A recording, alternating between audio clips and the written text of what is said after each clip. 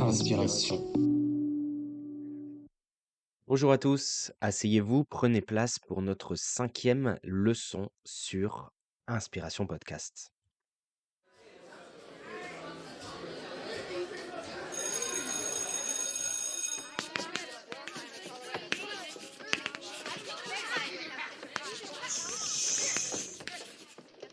La leçon. Bienvenue, bienvenue, installez-vous, il reste de la place au premier rang. Aujourd'hui, on va parler un peu entreprise. On va parler d'un sujet qui fait débat, d'un sujet que tous ceux qui travaillent, qui ont pratiqué un sport collectif ou qui ont réalisé un projet en groupe connaissent. Le sujet en question, c'est le management. Comme vous le savez sûrement, si vous avez écouté nos précédents épisodes, j'ai fait un double diplôme en management à la fin de mes études et les découvertes que j'ai faites ont complètement changé mon point de vue sur le management et les positions entre guillemets de pouvoir en entreprise. Mes idées reçues, mes préjugés sur ce qui faisait un bon manager ont été remis en question et j'ai appris énormément de choses qui, selon moi, devraient être connues de tous quand on démarre sur le marché du travail. À travers cette leçon, je vais donc repasser avec vous sur des concepts clés du management, mais je parlerai aussi beaucoup du leadership, puisque ce sont deux concepts très liés. J'espère que vous avez pris de quoi prendre des notes, parce que ça va être intéressant. Déjà, commençons par le commencement. Qu'est-ce que le management? Je vous avoue que moi aussi, je me suis posé la question, surtout quand j'ai démarré mes cours de management. J'avais déjà fait des cours de management dans mon école d'ingénieur, mais on apprenait à recadrer des employés, à gérer des conflits, sans jamais avoir abordé ce que signifiait vraiment le terme manager. Pendant mon année de master, j'ai plus facilement compris ce qu'était le management. En fait, mon Master of Science s'appelait Management et Leadership et forcément, l'approche était beaucoup plus travaillée et plus intuitive. Pour comprendre ce qu'est le management, il faut l'opposer à ce que représente le leadership. Et si je vous l'avais dit au début de l'épisode, vous l'auriez pas cru, mais c'est encore une fois dans un livre que j'ai trouvé la réponse à ma question. J'ai eu des lectures conseillées en cours de leadership et j'ai commencé à lire les ouvrages de John Kotter. Je vous ai parlé de lui dans l'épisode sur le management du changement, qui a bougé mon fromage, parce que Kotter, c'est d'abord un expert du changement plus que du management.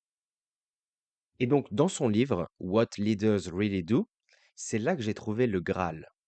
John Kotter, il y explique que le management consiste à établir de l'ordre et de la cohérence dans les processus organisationnels.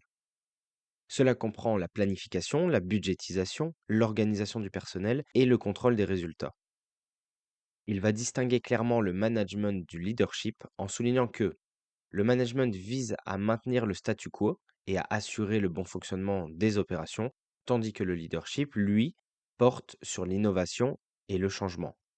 Dans un livre que j'ai lu aussi de Seth Godin, qui le dit très bien aussi, et donc c'est dans le livre Tribu qu'il explique, le management consiste à manipuler les ressources pour faire exécuter une tâche. Les managers gèrent un processus qu'ils connaissent déjà et ils répondent au monde extérieur en s'efforçant de rendre le processus le plus rapide et le moins coûteux possible. Le leadership, en revanche, consiste à créer un changement auquel on croit. Les mouvements ont des leaders et les mouvements font advenir des événements. Les leaders ont des suiveurs alors que les managers ont des employés. Qu'est-ce que ça veut dire? En gros, ça veut dire que si vous avez un groupe de personnes et que vous voulez garder dans le rang, garder l'ordre, rester sur votre trajectoire, alors vous avez besoin d'un manager. Mais le jour où il y a un imprévu, un changement, une nouvelle vision en place, le jour où il faut prendre une initiative, explorer l'inconnu, ce jour-là, vous avez besoin d'un leader. L'auteur explique aussi que pour être un bon supérieur, un bon N+1, il faut avoir des compétences de manager et avoir du leadership. Donc un petit peu des deux. Et pour moi, c'est cette nuance qui fait toute la différence quand vous travaillez avec votre N+1 et que vous vous plaignez en disant c'est pas un bon manager, blablabla. Bla, bla, bla. En fait, pour être un bon manager, il faut savoir garder le statu quo en temps normal et avoir le leadership pour mettre en mouvement son équipe lorsqu'un changement apparaît. C'est une double compétence qui est très difficile à avoir. Pour moi, c'est ce que la plupart des gens reprochent à un manager. C'est que on apprend dans les écoles comment manager, mais c'est beaucoup plus dur d'apprendre à devenir un leader. Je le répète, manager, c'est faire de la planification, de la budgétisation, de l'organisation du personnel et contrôler les résultats. Jusque-là, si je vous donne un poste de manager, la plupart des gens devraient savoir gérer une équipe. Mais la difficulté, c'est tous les petits trucs à côté qui arrivent sans qu'on s'y attende. Les conflits entre membres de l'équipe, les décisions difficiles à prendre, etc.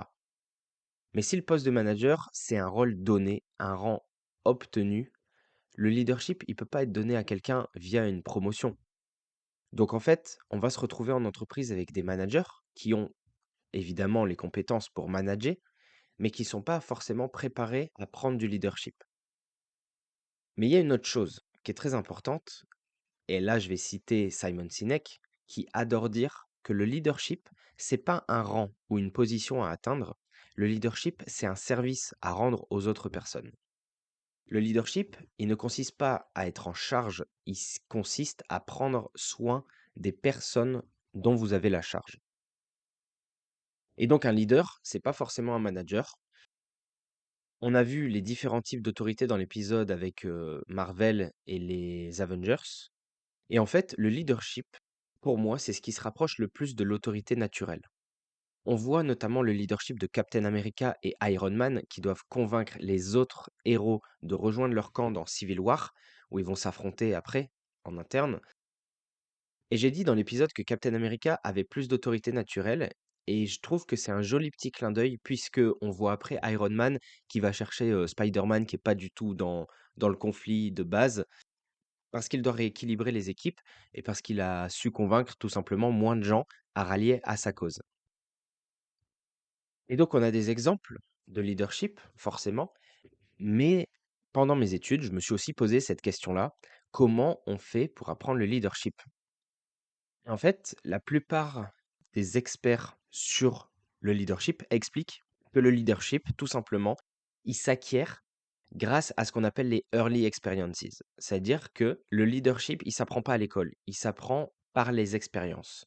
Quand vous vous retrouvez face à un changement, vous avez la possibilité d'exercer votre leadership. Vous avez la possibilité de guider d'autres personnes vers le changement que vous souhaitez accomplir, vers votre vision ou la vision commune. On retrouve encore une fois cette notion où on encourage les gens à mettre leurs expériences associatives, les sports qu'ils pratiquent sur leur CV. Et en fait, typiquement, on peut décerner des futurs leaders quand on sait que ce sont des personnes qui ont déjà eu des postes de leadership dans leurs expériences. Par exemple, être capitaine dans son équipe de foot, par exemple, être président d'une association qui nous tient à cœur. Ce sont des exemples de situations dans lesquelles on a dû exercer son leadership. Et même sans avoir cette casquette de leader, on peut avoir exercé son leadership parce qu'on joue un sport collectif ou parce qu'on a déjà travaillé en projet, parce qu'on a déjà travaillé en équipe. Et donc, c'est encourageant puisqu'il n'est jamais trop tard, entre guillemets, pour apprendre le leadership, puisque c'est quelque chose qu'on va exercer au fur et à mesure. Et donc, si jamais vous êtes intéressé par le leadership, je vous encourage à analyser toutes les situations que vous pouvez rencontrer dans votre vie et à voir quelle réaction vous avez face à ces situations en général. Est-ce que vous êtes plutôt fuyant? Est-ce que vous êtes plutôt paralysé par le changement? Ou est-ce que vous êtes plutôt moteur et vous arrivez à embarquer des personnes avec vous pour mettre en place un nouveau changement? Et donc, comme on le disait, le leadership, c'est pas un rang. C'est-à-dire qu'on peut très bien être manager et avoir très peu de leadership ou pas du tout, alors qu'on peut être en bas de l'échelle et avoir beaucoup de leadership sans forcément avoir un poste ou un rang qui correspond à ce niveau de leadership. Puisque le leadership, il est difficilement récompensable, entre guillemets. On n'est pas systématiquement dans des situations où on doit toujours changer et donc on ne peut pas attribuer un poste de leader à quelqu'un en entreprise, par exemple, qui va tout le temps, tout le temps, tout le temps chambouler l'activité, apporter des nouveaux changements systématiquement. Et d'ailleurs, je nuancerais même la chose en disant que le leadership, il s'oppose un petit peu au management. On a dit le management, c'est assurer le statu quo.